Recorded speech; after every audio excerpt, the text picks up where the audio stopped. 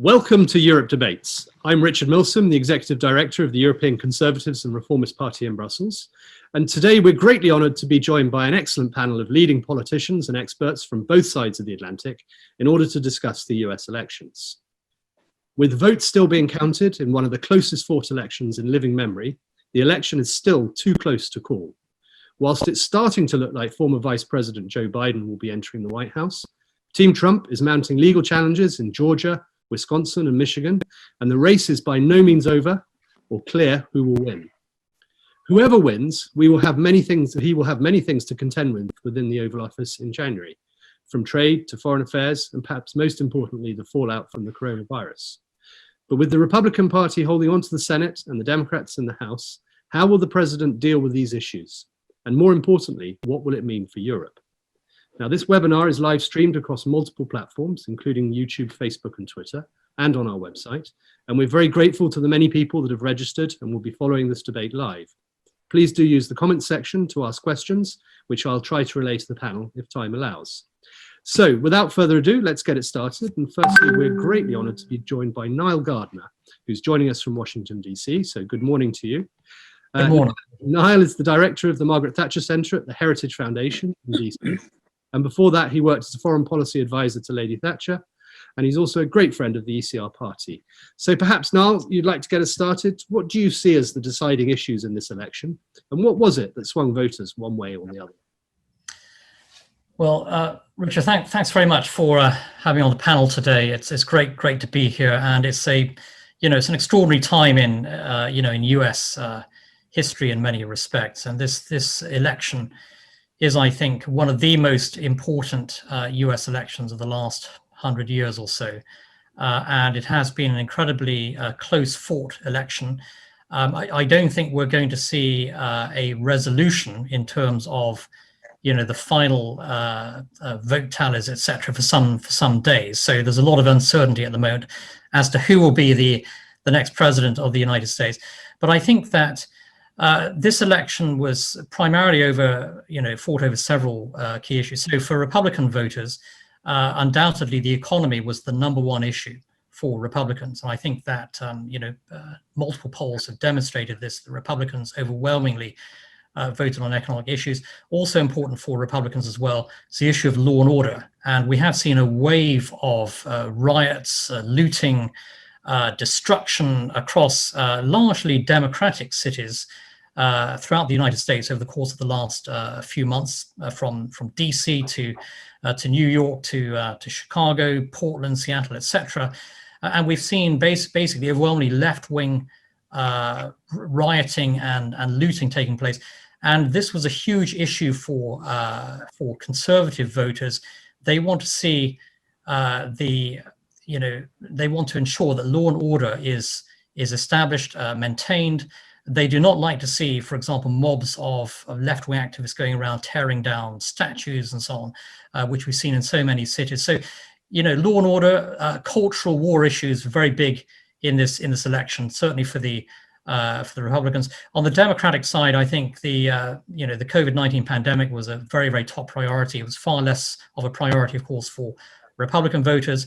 Also, racial issues, cultural war issues, also very important for Democratic voters. Also, issues such as healthcare as well, immigration. But without a doubt, I think the outcome of this election will have a huge impact in terms of America's future as the leader of the free world. They're very different visions from Biden and Trump. And Trump, in essence, had a pro-free market message, a pro-capitalism message, but also a pro-law and order message as well, and also a message that he is determined to defend America's institutions. He is determined to defend America's culture, its history, and to stand up proudly, of course, in the defense of that. In contrast, I think with Joe Biden. He represents a party that has dramatically shifted leftwards, much more of a socialist-leaning party, a party of very high taxation, a party of big government, but also a party that increasingly has a tremendous degree of tolerance for public disorder and the kind of violence and rioting that we've seen across America the Democrats really have turned largely a blind eye to this and have tolerated it. So law and order actually has been absolutely central to this election, as well as the pandemic and also, of course, the broader economic issues. But certainly, with Trump and Biden, two hugely different candidates in many respects.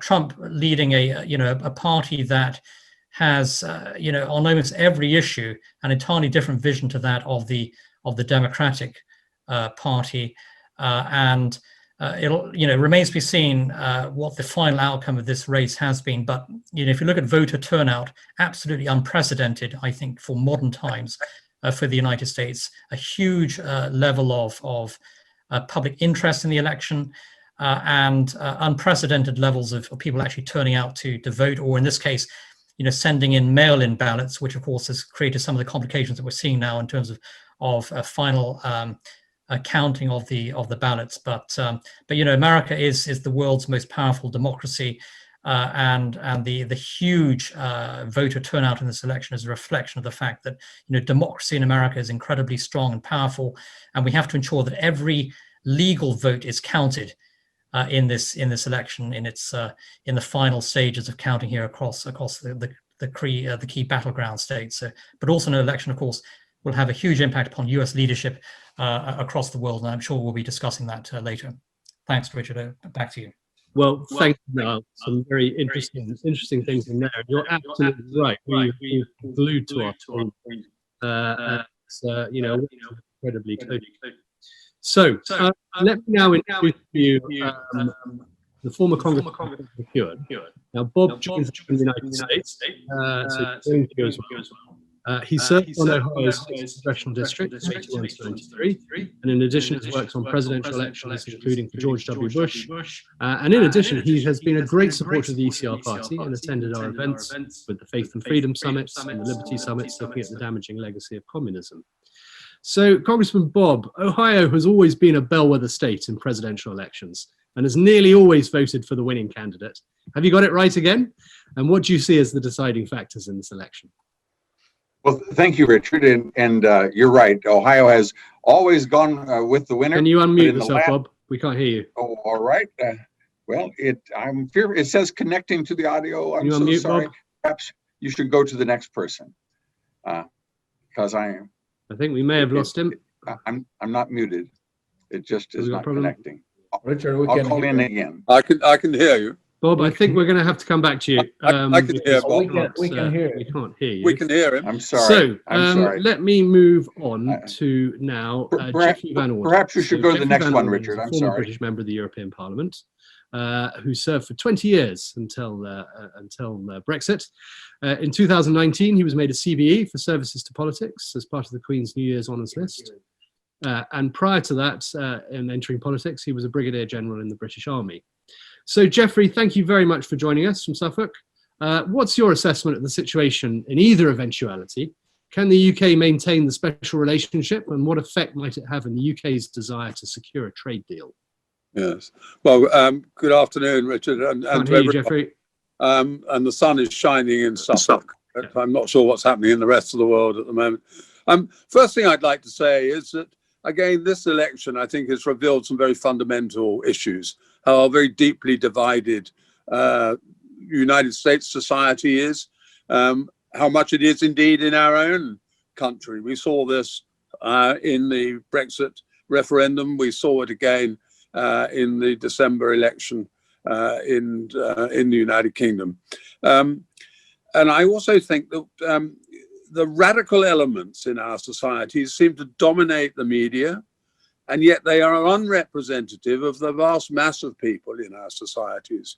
And I think one thing that's really come out of all this is, don't ignore what I would, if I may use the term, the ordinary people. Don't ignore what citizens really think. I think sometimes political elites are thought to have these lofty views, which are very dismissive of what people think, and they dismiss it as populism or whatever. And we've seen again, I think, in this election. I mean, let's not forget, just about half the American population has voted for Trump, even though before the election, he was being dismissed. The other general point I would make is that let's not assume there's a sort of homogeneous view of all these sort of social categories and communal categories that people are put into. I mean, let's not forget, I mean, in this election in the States, 30% of Hispanic men voted for President Biden. Over a quarter of Hispanic women voted for President Trump. Over a quarter of Hispanic women voted for President Trump. A majority of white women, as well as men, voted for President Trump. So, you know, we've got these ideas that people sort of vote en masse according to their color or their age or gender or whatever. And this isn't the case. And I think it's an important factor for us all to recall for the future. I think it's also worth just looking at Trump. You know, he's dismissed as this sort of maverick president. And I take obviously a particular interest in foreign policy and defense. And if we look around at what I would call the Trump legacy there, he's achieved some remarkable breakthroughs in foreign policy. In the Middle East, we've seen the recognition by Israel, of Israel by the UAE, by Bahrain, by Sudan and other countries. European allies in NATO have been persuaded to spend more on defense. Links with India have been strengthened. The JCPOA with Iran, the flaws in that have been exposed. And there's a greater awareness of the potential security threat posed by China and the need for regional powers to come together to resist this. So I think these are all sort of, if you like, positive from the sort of Trump legacy, if we can already regard it as a legacy. What is Biden? What would a Biden presidency mean for relations here? And I hope, Richard, can you confirm that we're still, because I've lost sight of you, are you still there? I can still hear you. Yeah, loud and clear. And you're live. Yeah, oh, we're still there. Yeah, okay. Well, what do we know about Biden and his attitudes to foreign policy? He was the vice president to Obama. And in the Obama administration, he was seen to be more of the cautious person against Hillary, who was seen to be more adventurous, if you like. So his instinct is caution. His instinct is multilateralism. And as part of that, of course, he's got this great affection for, misplaced, in my view, affection for the European Union.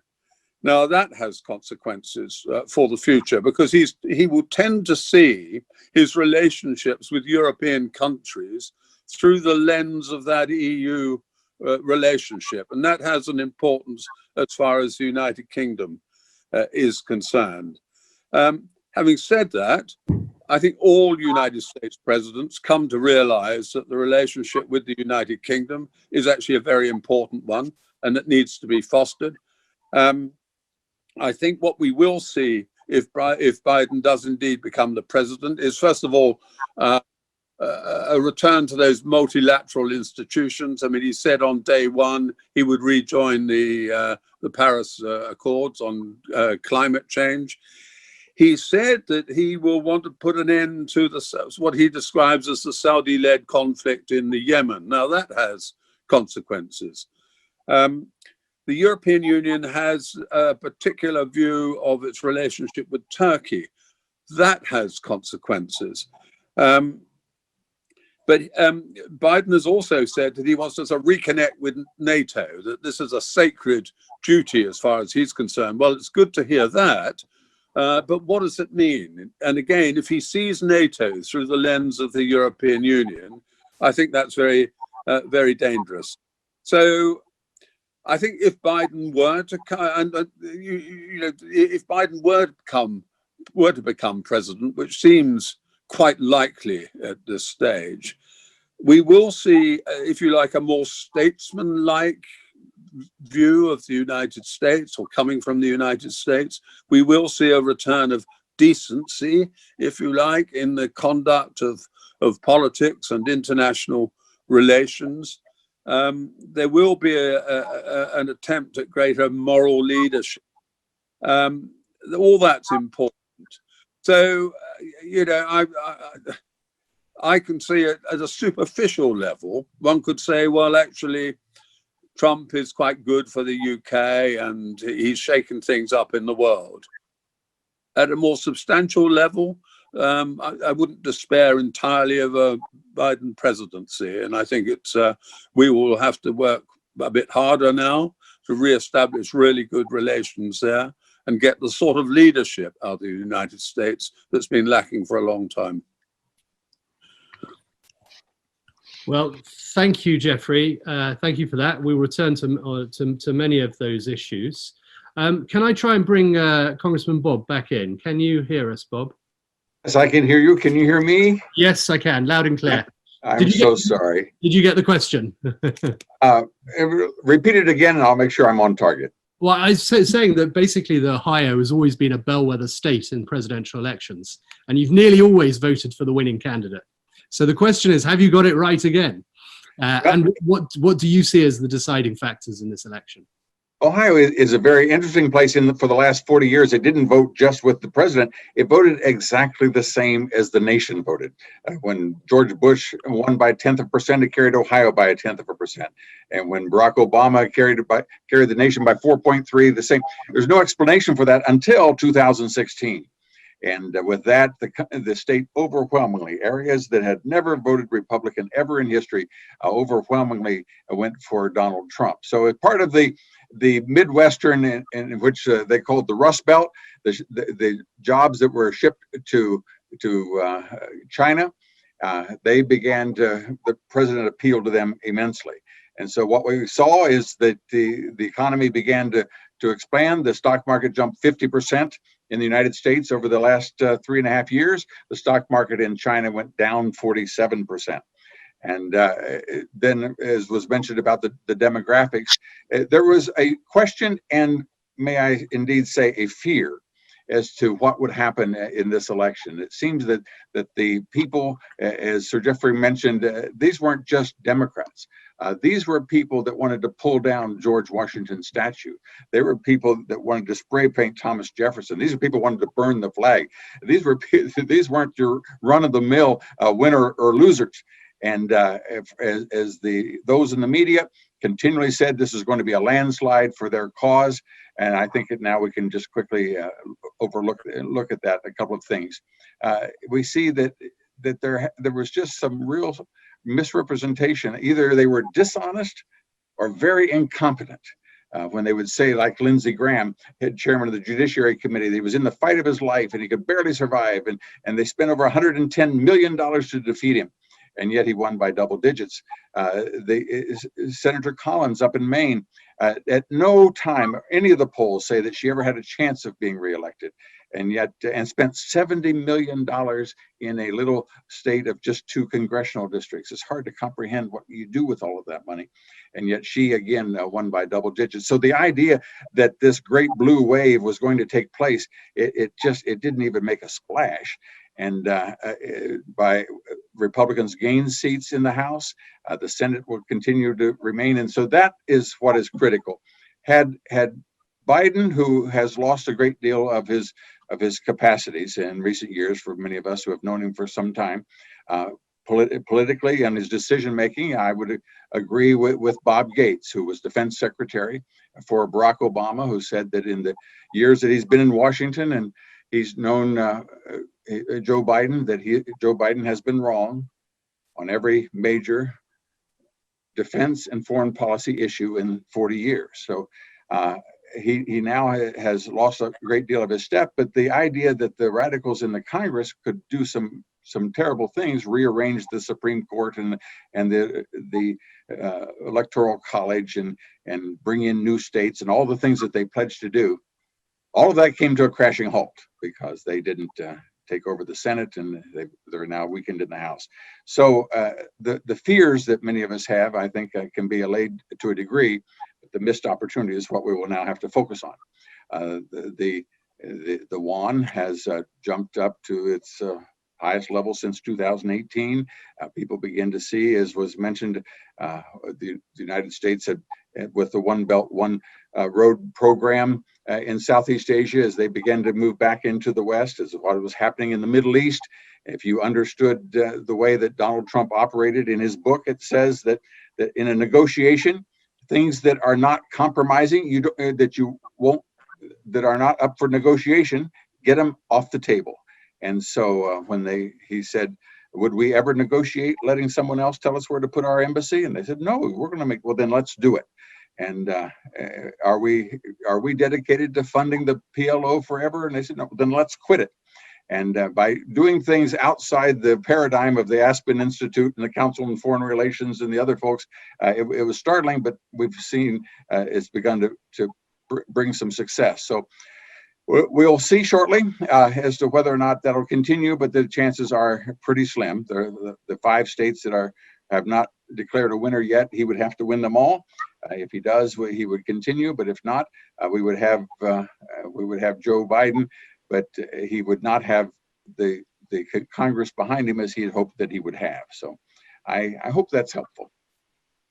Well, Bob, thank you very much for that. It is helpful. I mean, obviously we wait and see, but we'll find out very soon, I hope.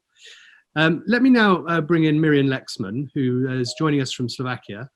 Miriam is a member of the European Parliament, sitting with the EPP group.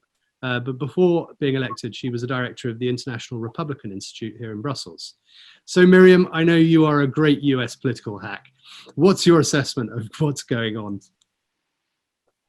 Well, I have to say, unlike in Ohio, in Europe, if the US elections took place in Europe, it would be always the Democratic candidate winning, unfortunately, the last couple of US elections.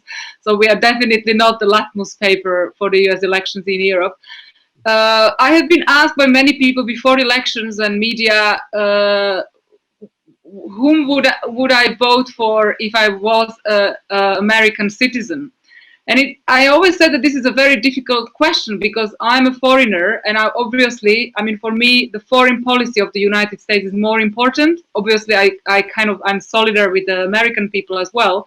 But from the point of view of foreign policy, despite of the fact of pledged differences, there will be not so much differences. Analyst says that practically the Joe Biden's pledges recently are a continuation of Trump's policy. Of course, he was trying to portray it differently and portray it as a U-turn, but we do know that it will be a consistent foreign policy. And I hope that because the kind of US-EU relationship was in a hole because of the elections, because many of the EU leaders did not want to see as friends of Trump and the Trump foreign policy. So practically the relationship was being hindered by the US elections. But I hope now that after the elections is over, whoever is the winner,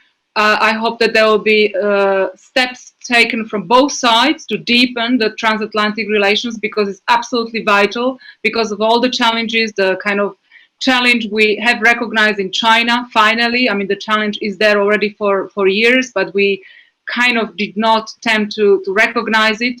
I'm very happy to say that there is already a bipartisan approach from the EU and the US. We have exchanged letters with Senator Rubio and Senator Cardin on EU-US dialogue on China, which we, as members of the parliament across the parties, we support very strongly. Anna Fotyga was also among one of those who are calling for this dialogue. We were trying and hoping that the dialogue will start already before the elections, but unfortunately, I mean, we did not manage, but we hope that the dialogue on China between US and EU will start as soon as possible now after the elections, because it's absolutely vital that we will unite against this big challenge.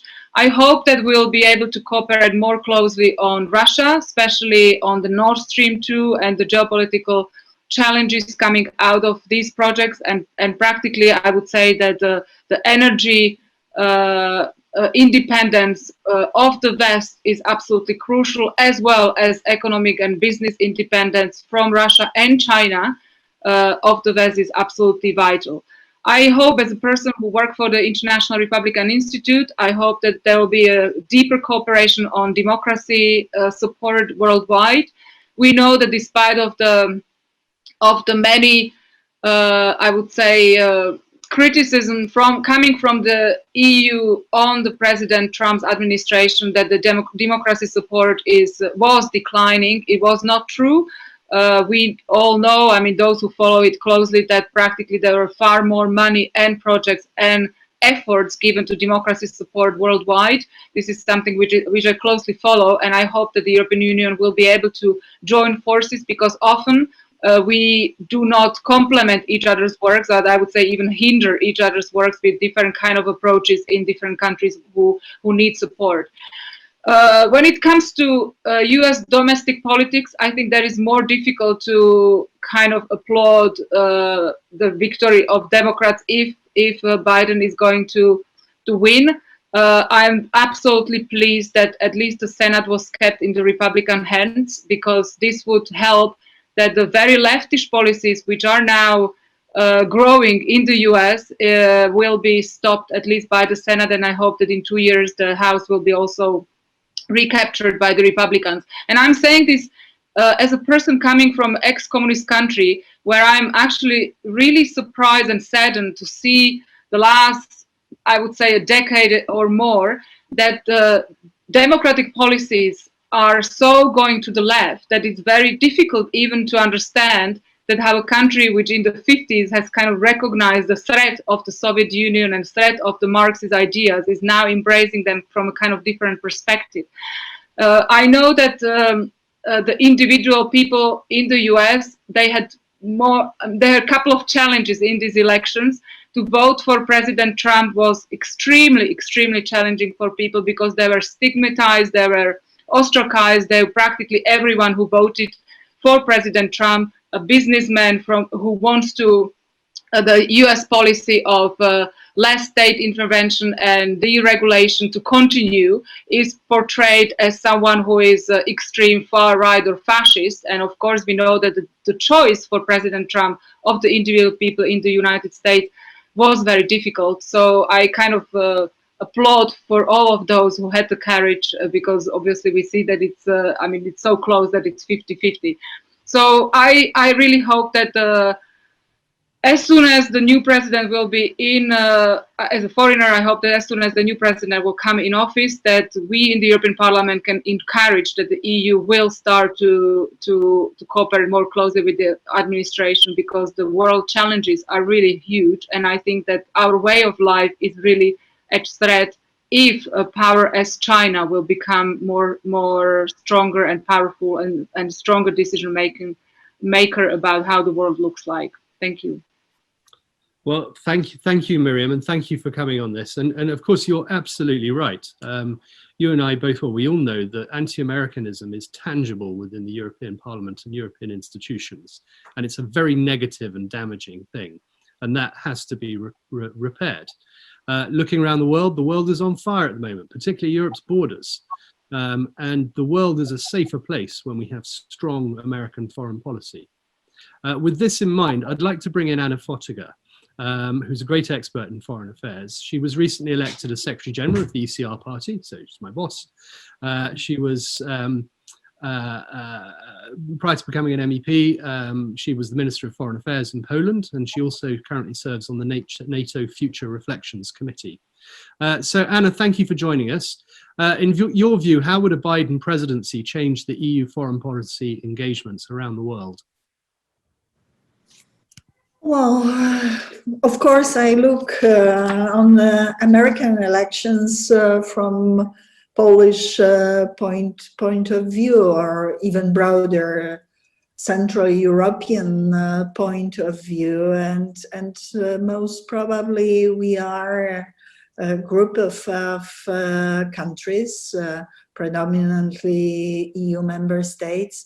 They are the most and the staunchest transatlantic, except of the UK probably.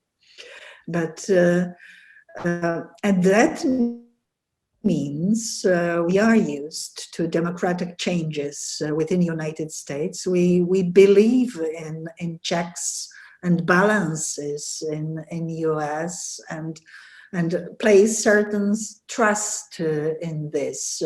Certainly, the recent years, the years of Trump presidency were marred by disputes or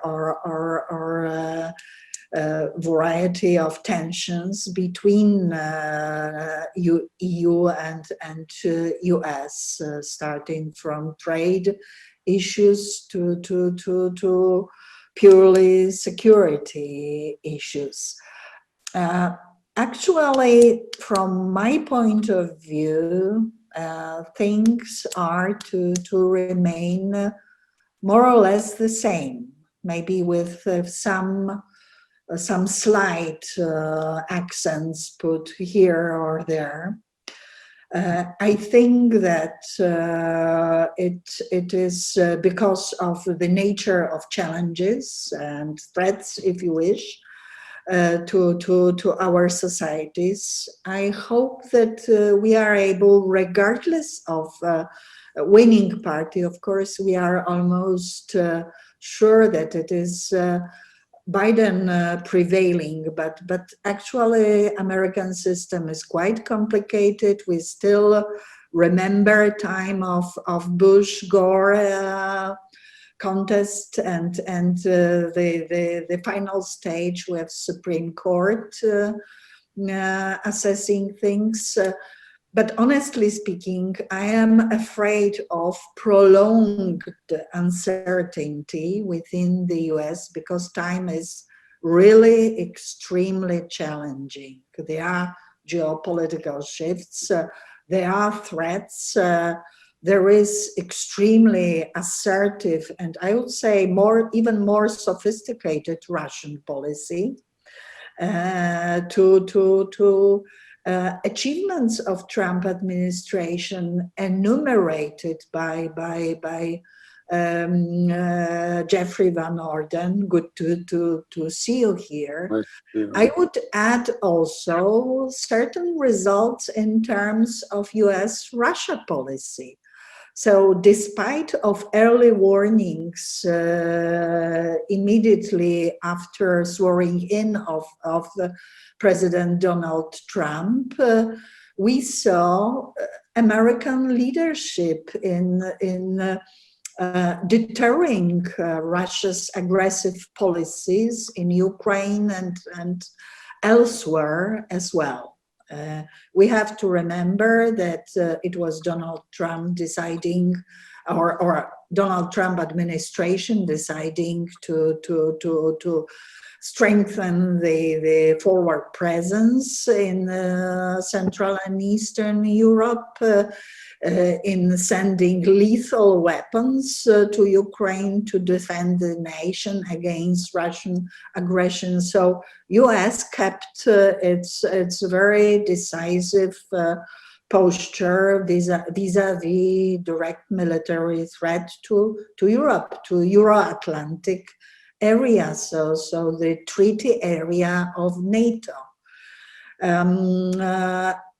I think that we have cautious rhetoric, or more cautious rhetorics. I agree here with Jeffrey. In future, if Biden wins the race, it will be cautious also because most probably there is moreover the same Senate that we saw previously, that we are able to see also certain conservative influence in this area. So I think that continuity to Donald Trump foreign policy is to be visible. I wonder about Iran, but even in this case, it may remain true. I can't imagine US allowing arms sales to the country that plays so detrimental role to both the region, even to European territory, because we have to remember that the court proceedings of those who wanted to commit terrorist acts on European territories is to start this month. I'm talking about diplomats, Iranian diplomats trying to commit terrorist act in Paris during Iranian diaspora meeting. So I think that many issues are to remain the same. Hopefully also Nord Stream 2, because I think that it was in European Union, we owe this. I mean, whole European Union, because of this, we may be able to maintain a certain solidarity in terms of preserving our resilience vis-a-vis Russian pressure, in use of energy tools as purely foreign affairs tools of pressure. Most probably, though we have certain rhetorics that is well perceived by left, European left.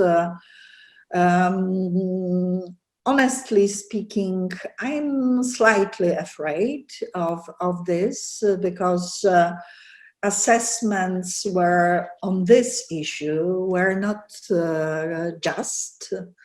Both parts of the Atlantic, and actually I perceive sometimes pronunciations about level of rule of law and democracy as the way of grilling certain countries in order to keep them less influential and less outspoken in terms of threats.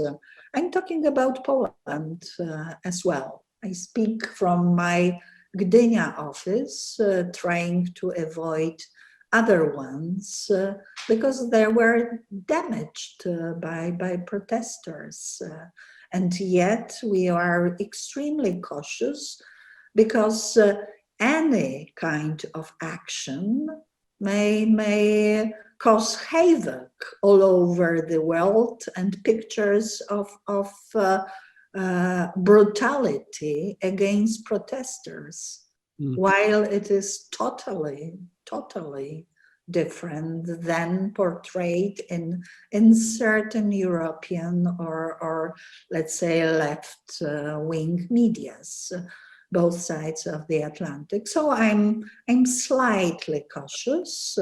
Turn to the left means certain arguments are more visible than others, and certain political options may be in slightly more difficult position. Yet I think that rationale in foreign affairs is there, and cooperation among political West is extremely important, and we maintain transatlantic bond regardless the political option winning in American elections. Thank you.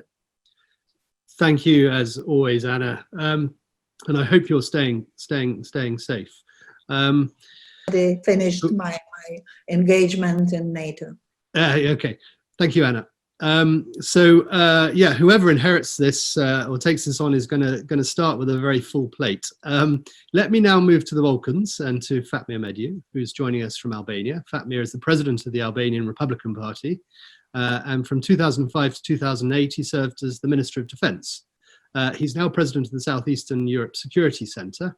And Fatmir, I know you are a strong friend of the US. So I'd like to ask you what your impressions are of the elections, but perhaps you could continue the sort of the security and defense thread, and perhaps what this election will mean for US engagement on defense and within NATO. Thank you very much, Richard. I think we all are good friends of the United States, and we all want to have strong United States.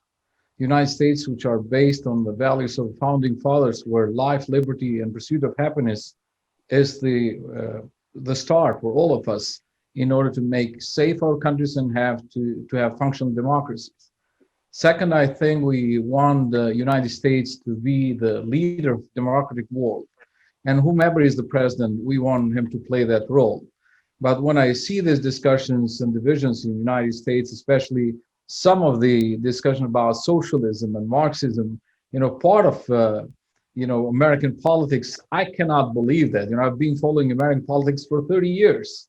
It just, takes me back to what Winston Churchill was speaking about, Unite Europe, saying, that socialism is the philosophy of failure. I don't want to continue with the other part of his quote, but let me just say that we need strong America, we need strong leadership. And security is not any longer just, the military action. It's well combined efforts of economy, energy, infrastructure, technology. And seeing from that perspective, I think we are heading to a bipolar world where one pole is going to be United States and the other one is going to be China. And President Trump was trying to show that, with his commitment to, see how Europe and United States has to cooperate on that, based on that, future bipolar world. And also NATO. A lot of people were very skeptical about the role of America in NATO after Trump was elected. But I think some of his, strong decisions and actions made a lot of NATO countries to move to the right direction, to spend for defense close to 2%, which is a goal to increase operation capabilities of the biggest military and political alliance that I'm proud that Albania is part of it. Second, also the questions about not NATO and Russia. As Anna mentioned, a lot of issues, in arms control, in conflicting, especially in Baltic areas. One of concerns that I had during Trump administration was, moving the troops out of Germany or out of Europe. So how this helps the security and transatlantic relation. But seeing, where we are heading, I think is very, very important that we have to consider some of the discussions that Trump brought in the agenda of the EU countries and also in the Balkan countries. For example, it is this 3 Seas initiative, which is a corridor from north-south that wants to challenge the effect and also, the implications with Russia and China is the investment on technology, investment in energy, and investment in infrastructure. 12, Central European and East European countries are committed. Also, America committed $1 billion, is waiting for other European countries to join that. And I think this is a very, very important investment that is connecting economy and security.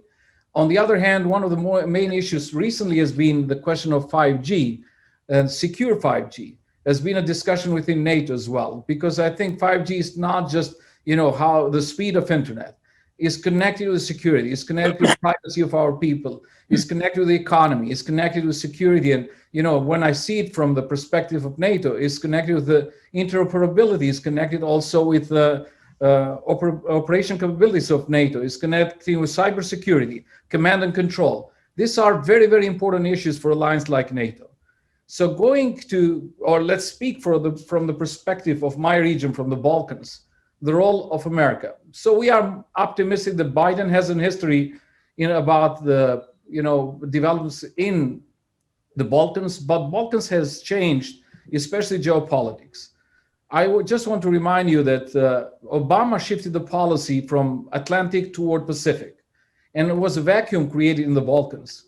And this vacuum was filled with Russian influence, military, intelligence, economy, energy, as was mentioned, and also media. But also China has been very, very involved in that soft belt, initiative, which has been like the goal of China to extend its power and its control in the other regions. We have now that 17+1 initiative, which has engaged European countries and also some of the Southeast European countries. Some dormant ethnic conflicts are present in the Balkans, and we welcome any involvement of the American administration to solve those conflicts and also to see how we can really strengthen the relationship of the Balkans with the United States and also helping us to get closer to the EU. So this is where I see some of the challenges and the issues in the upcoming days and months. But one thing is clear, so we don't have results in place. I agree with Bob, so Senate might be safe and the House has changed, which is a very important factor on the balance of powers in the United States. But we don't have the final results yet. We have a lot of issues, a lot of problems, and I hope this will be solved soon enough. Excellent. Thank you, Fatmir. Very, very interesting. As time is ticking on, I'm going to move to Dirk-Jan Epping now, back into Western Europe, to the Netherlands, who's a member of the European Parliament. In addition to his Economic and Budgetary Affairs Committee work, he's a member of the Delegation for Relations with the US, formerly used to live there, as he worked as a journalist prior to being back in the European Parliament. Dirk-Jan, I know you've been very busy over the last 48 hours in the Netherlands, TV and media. What are your impressions? How is this all going down in Holland? Well, first of all, thank you very much. Last night, the election night, I was in the election studio of the Dutch television networks at 4 o'clock at night. So I had to be driven back and forth, and I had to sort of give a picture of the chances of President Trump, knowing that 85% of the Dutch population hate him. And in school, my son was the only one asking the question, who would you vote for? Who would have said Trump? So at the scorn of the other pupils, I'm afraid. But I didn't indoctrinate him, I have to say. Now, the reaction in Brussels, you can imagine, and there's no official reaction at the moment, but of course, behind the scenes, they're all very glad that there's the possibility of a Biden government. They have been longing for this for a long time. They have regarded Trump as a disruptor, which is quite true, and also tried as a sort of an existential threat to the EU itself, as an ideological opponent. Now, the EU is in favor, whether it's the EU and in particular the EP, where Mr. Biden gave a speech about 7 or 8 years ago, is first of all the ideology of multilateralism. Obviously, this is what's binding the American Democrats and the European Union. And I think that Biden would certainly return to the Paris Agreement. This is one of the things you can certainly expect. In Brexit, which is now in the final stage, the Democrats will be much more on the EU side than on the British side. Ideologically, they have always rejected Brexit and called it a stupidity. Another thing that the European Union would be very glad about is the Green Deal. The Democrats have promised a new Green Deal. You already had a Green Deal, so already had a New Deal. So this is a Green New Deal. They would certainly support it because in the multilateral world, that would give the idea of the Green Deal a sort of a global impact. I'm also a member of the US delegation, which is led by Mr. Radek Sikorski. You must certainly know him. He's quite an opponent of the current government in the United States. So is his wife, if I may, and also of the Polish government. Now, within Europe, what is the position of what would the position of a Biden government be? They would be very critical of Poland and Hungary, as is Brussels currently, using the rule of law as an instrument for regime change. I think that's the way they would see it. And that position of Brussels would now be supported by the United States, whereas so far, President Trump has always chosen the side of Poland and Hungary. I also think that the Democrats will look for Germany as the pivotal state to deal with and to talk to first. And this has not been the case over the past 4 years. So these are important things.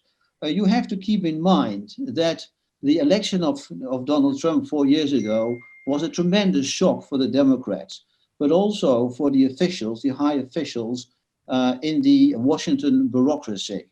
So all of a sudden they lost their sense of direction and navigation, and they went into resistance against the man who called Washington a swamp. This has left ideological scars. I think they will have difficulty in recovering from this, and they will be ideologically very strongly motivated. So they're not the Democrats that we know from the 80s or the 1990s of Bill Clinton. These people are now ideologically driven.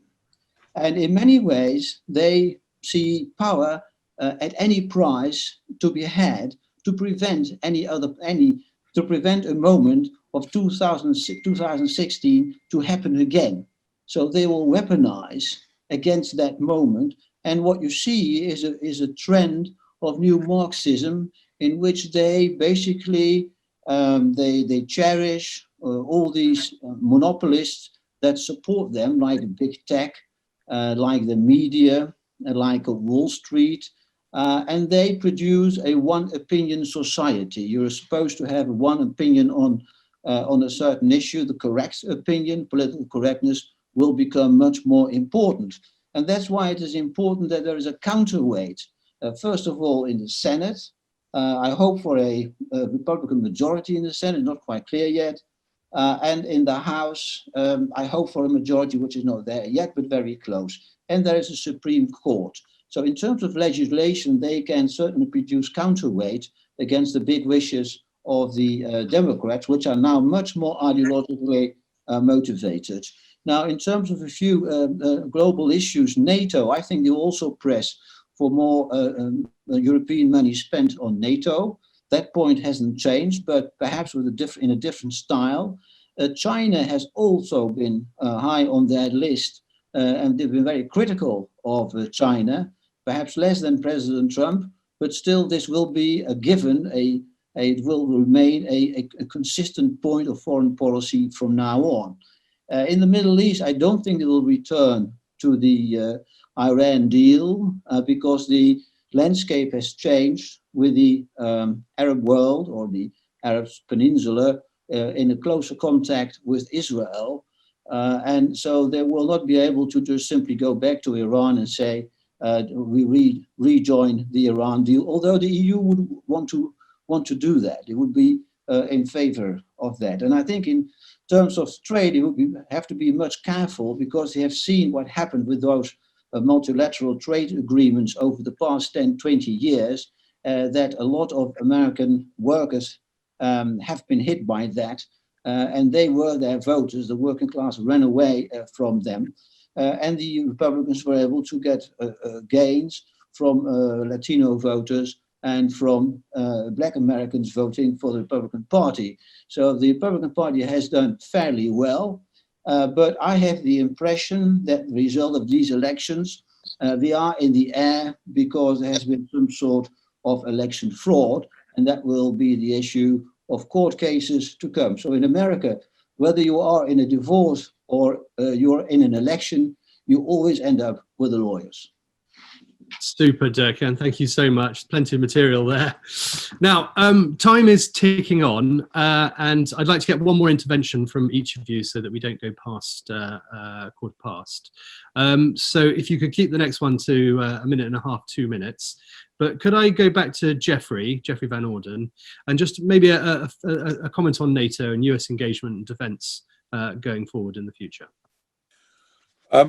Well, the first thing I would say is that Biden has said that he recognizes the importance of American military power in the world and that he's pledged to support that. But what use he would make of American military power is, of course, a different matter. I am concerned about the future of NATO in the sense that there is a very divisive element working away at the heart of NATO, which of course is the European Union. And if Biden is so infatuated with the European Union, which he appears to be, he will see a lot of these European issues through the lens of the European Union. And I think that would be a disastrous way to go.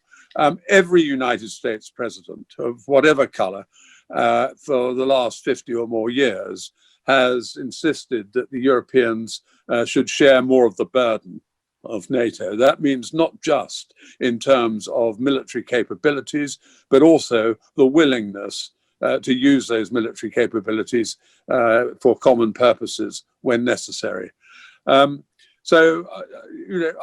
hope that we will see with Biden a genuine commitment to NATO, and that he will demonstrate this by a reinforced American presence on European soil. We've seen that under Trump.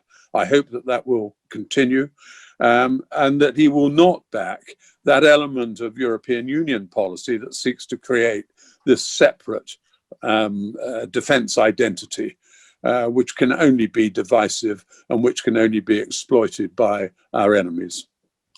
Yeah, that's absolutely right. Fatmir, can I bring you us? We're still on that, and whether you have the same sense, and kind of, you know, the implication for the things that you're working on, the 3 Cs, the 5G, and the importance of cooperation in the future.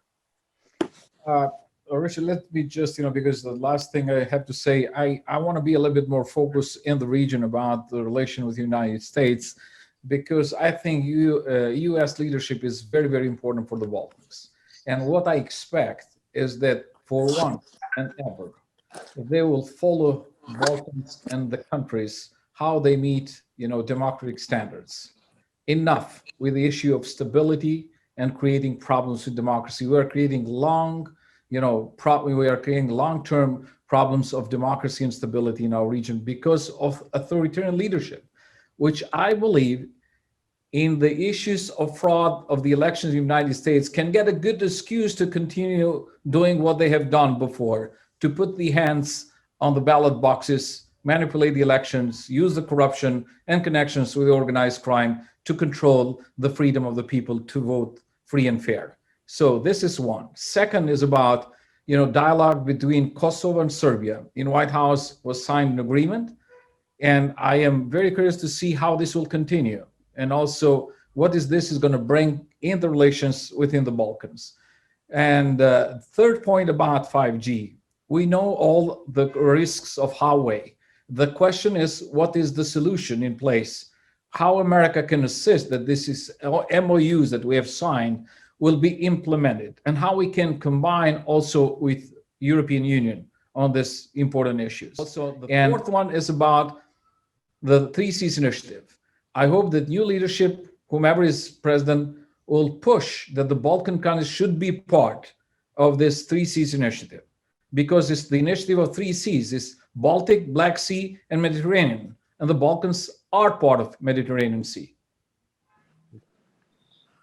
Thank you, Fatmir. Anna, on the same thread, you spoke a lot about Russia, and what about China? We've been working on Uyghurs and Hong Kong and various issues.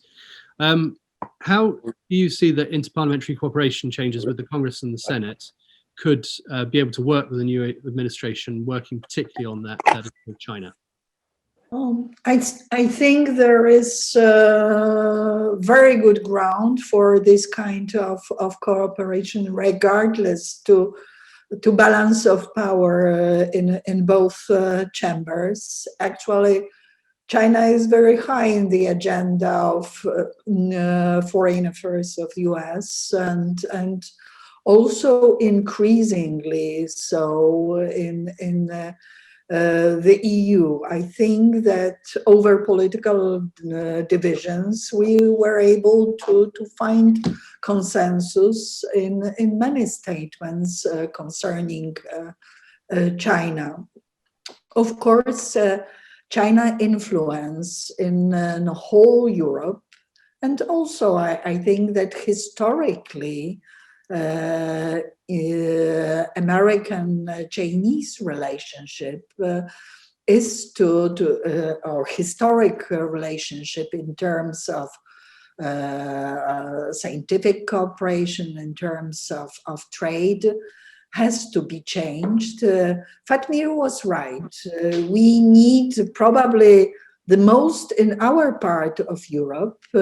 We need very much indeed many practical projects that are able to change, to reverse direction that was very dangerous for global policy. I agree actually, because I was rather skeptical about 16+1 or 17+1 project, but we have to remember that it was not only my part of Europe. Of the former Chancellor of Exchequer of the UK, Osborne, was speaking about golden age of UK-China policy relations. Yet it changed under Prime Minister Johnson quite effectively. And in terms of 5G, I think that all of us were able already to assess the danger of this. I use one argument in terms of our broader region and explaining the nature of engagement with China some time ago. Actually, in my opinion, it was during communist time. For some countries, it was kind of, if you wish, leverage to keep some deterrence to Russian influence. Of course, it was symbolic because everything was in the same bloc, or almost same bloc within communist systems. And actually, the engagement with China some few years ago, in my opinion, was a reaction to US reset policy in the first term of Obama. So the positive solution to all things is higher transatlantic engagement. And I think that also higher engagement between EU in terms of trade, also security, but avoiding duplication. After all, we are the same area, treaty area, so Euro-Atlantic area, to defend us from variety of threats, but the main military threat is still Russia to all of us, according to NATO definitions. So we hope for keeping this bond, and I think that to reassure Fatmir, Western Balkans are of utmost importance for both Europe and our transatlantic partners, US and Canada. Thank you, Anna. Miriam, if I could bring you back in. The EPP leadership has been noticeably quiet in their support for Trump through this campaign, but I know that doesn't represent everybody within the European People's Party family. But clearly there is an issue with the relationship of the largest party here. What do you think the impact will be on relations with Europe, both in terms of trade and security in the future? Yeah. It's very hard to predict, and obviously I think that the development of the relationship will be different if Trump remains as a president and if Biden wins as a president. I think if Biden wins, I would say the EPP, those who were skeptical about the transatlantic relations, about President Trump, will have a certain way out from the trap they brought themselves into, because I think that what happened with COVID and practically the guilt of China for COVID has opened many eyes. But obviously that happened already when the US campaign was already running, and no one from the kind of EPP circles, I think, wanted to kind of say like, well, we have done a mistake. We should have worked with the US leadership more closely, because it will be difficult, because they obviously, I mean, many of them wanted to see a different president and not Trump being reelected. So I'm afraid that the kind of situational politics has won at the moment. But I believe, and I see the tendency that even if Trump will be confirmed as a president, the EPP will be open for a closer cooperation, because it's absolutely vital that we do have a close cooperation with the leadership of the US. And I have to say that the cooperation has to be multi-partisan, although, I mean, regardless of who the president is, because obviously it kind of brings the other parties on board from the European Union, which practically have their political affiliations probably with the Democrats stronger than with the Republicans. So I think now we have a chance of a kind of new breath, taking a new breath in the transatlantic relations. And I would say one thing which is absolutely vital, I believe, is that now when we are negotiating the investment deal with China, I think the fact that China is using the time then when the kind of transatlantic relationship are captured by the elections in the US, that the EU did not want to kind of support the current administration because they would see it as a support to Trump, that actually made us weaker vis-a-vis China. So that's why I believe that now, as soon as the new president is in place, that we will kind of show the transatlantic bound being stronger, and that could help us, I mean, even kind of symbolically, and obviously, I mean, it has to be also followed by many activities, joint activities, in order to stop China, but also Russia, but also other challenges the global world is posing on us. Excellent. Thank you very much, Miriam. Should we now, for our last two interventions, we'll flick it back to the other side of the pond. And perhaps, Niall, would you like to comment on that in terms of relationships between Europe and the US over the next few years? Yes, yeah, thanks, Richard.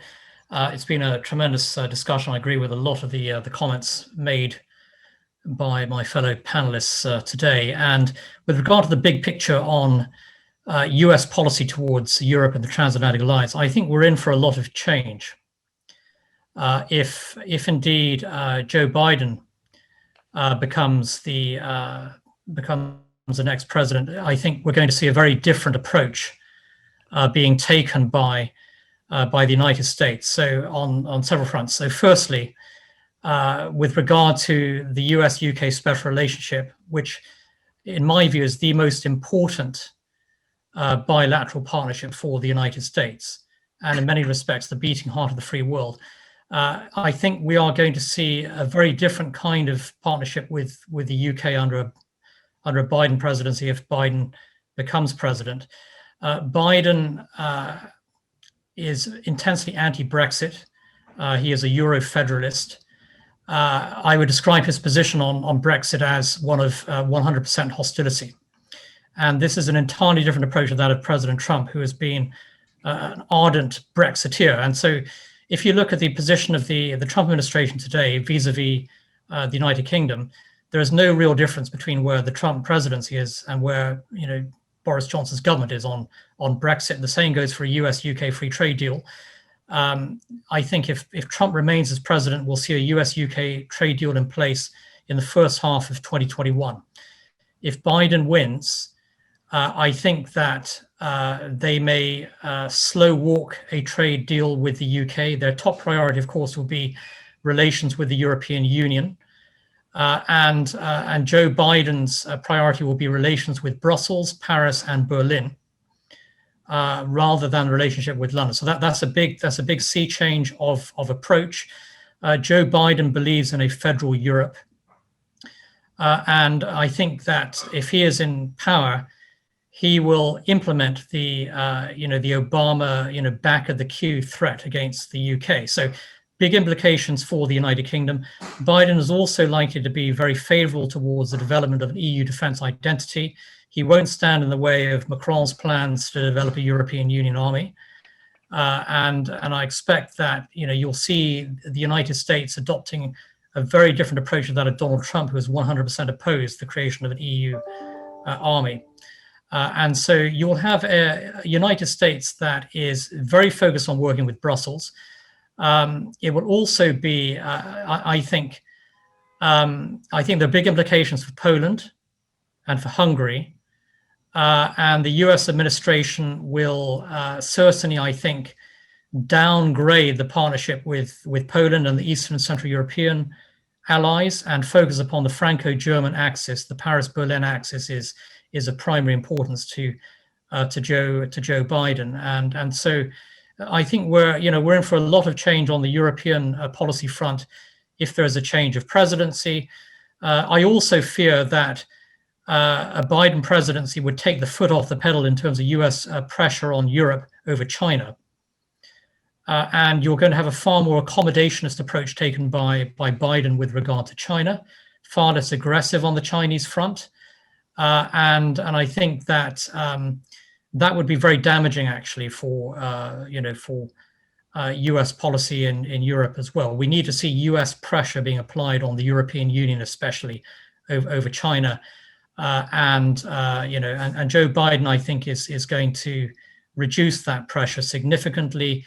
He's also, of course, going to take the US back into the disastrous Iran nuclear deal, which is one of the worst deals ever agreed, I think, in modern times. And you're going to see, a Biden presidency in close sync with where the EU and the French and the Germans are on the JCPOA agreement. I think that would be very bad news, actually, for the US and for Europe. So certainly, I think significant changes ahead. And there is a huge difference between where the Trump administration is vis-a-vis the future of Europe and where the Biden team are, actually. So a lot of change ahead if we see a change of presidency in the White House. Thank you, Niall. Bit depressing, but it's a sad reality. Before I finish with, but thank you, Niall. Before I finish with Congressman Bob, Jeffrey, did you want to ask a question? No, I just wanted to go back to Anna for one moment and wonder whether she could give us any indication about when the NATO Reflection Committee will come to some conclusions and we'll see some results from that. Or has the change of leadership in the or the possible change of leadership in the United States, will that delay the outcome of that Reflections Committee? May I? Yep, please. Okay, we are towards the end. Next week is just final drawing. We'll produce the third version of the report. We now it is negotiation part. In my opinion, this eventual change of government administration, not happening physically, of course, not yet, result of elections, does not influence the result of our work so much.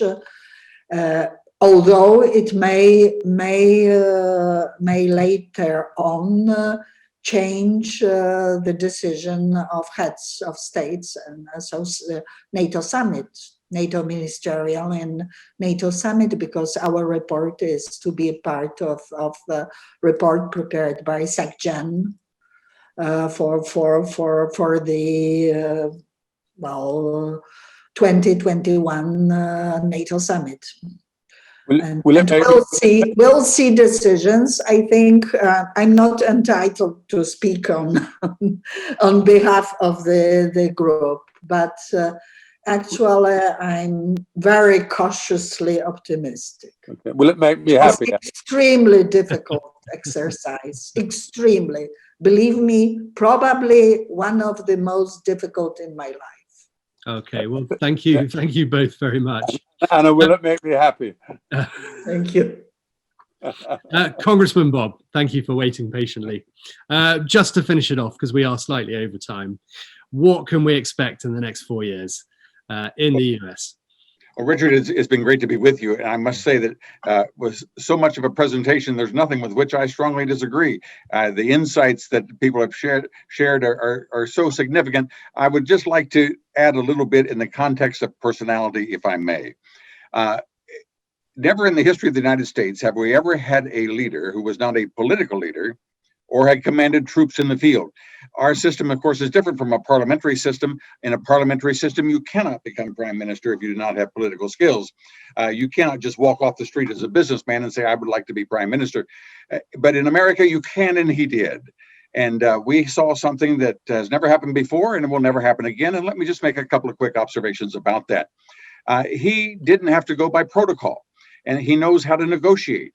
And we've all seen every 3 years throughout my 40 years of political experience where the president would sign an agreement with the leaders of NATO as to how that NATO was now going to carry their share of the burden. And they would all pat each other on the back and toast each other and walk out of the room. And everybody knew it was going to be the same. America was going to pick up the tab and the rest of them were going to point their fingers, except when people like Fatmir Mediu or Macedonia or somebody else comes along. Lo and behold, more of the more senior capitals in Europe get very belligerent about you've got to pay your fair share if you're going to be a part of our organization. Never looking in the mirror in the process. But as he came along, he said, well, I know how to solve that. I think we just need to withdraw from NATO. And with that, they all scrambled to the bench and grabbed their pens and their checkbooks. And he knew exactly what he was doing. But for those on Main Street of Europe, they all clutch their pearls and take the vapors as to what is going on here. But people can understand leadership. When George W. Bush was going to visit China, naturally, 45,000 troops in Seoul, and it's very appropriate to stop over in South Korea on the way to China. And China says to them, no, you can't do that. You're coming to see us, you come directly to us. And so he tells our allies and friends in South Korea, I have to catch you on the way back. To which China said, no, you don't. You either come and see us and go back, or if you're going to visit other people, then just forget it. And so the president of the United States had his travel dictated to him by the folks in Beijing.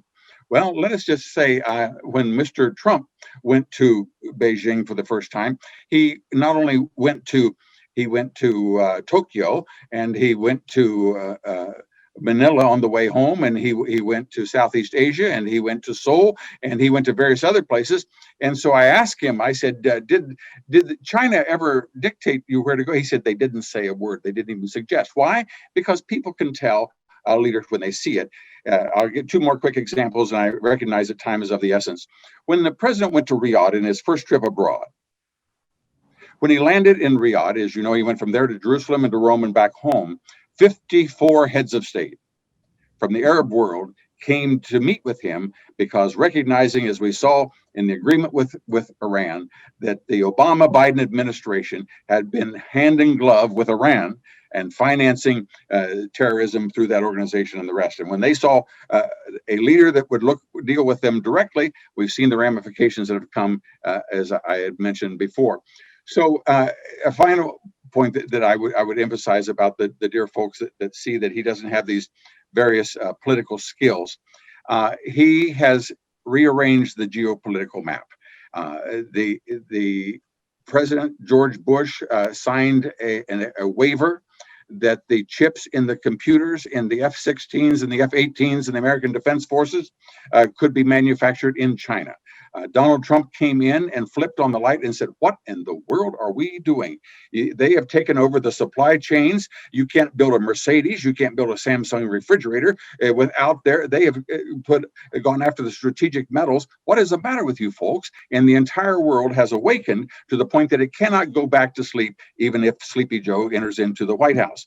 And so in the context of that, I was a member of the American delegation to the European Parliament during the Reagan administration. And I remember when you have a leader like Margaret Thatcher and you have a leader like Ronald Reagan, I know how the folks in Europe react. 550,000 demonstrated against Reagan when he went to Paris, 250,000 in Berlin when they're surrounded by American soldiers protecting them, and yet they're anti-American chants. So they want someone like Barack Obama. They'll even give him a Nobel Peace Prize before he even lands in office. But if a person is actually going to stand for making a strong West and a reassertion of the West, then of course he will be unpopular with the intelligentsia. But I repeat, I believe that the world over these next few years is going to be much improved because of what has happened. And if America goes through a temporary period here of limited competence in the White House, it will only be for a short period. And it's a delight to be with you, and I thank you for the opportunity. Congressman Bob and all of you, thank you so much. We've run out of time. It's been a really interesting debate and lots of broad topics and lots of subject matter and material. We could talk for hours, I'm sure, but a big thank you on behalf of ECR Party to all of you for joining us here today. Please do join us next week on the 10th of November at 2 o'clock for our next webinar, which will be News in the Digital Age, the question of how to preserve media plurality and maintain high quality journalism in the digital space. We'll be joined by leading politicians, journalists, and a high representative from the European Commission. With that, just once again, thank you very much. And I wish you all a very pleasant afternoon. Stay safe, and I hope to see you here again. Thank you very much. Thank you.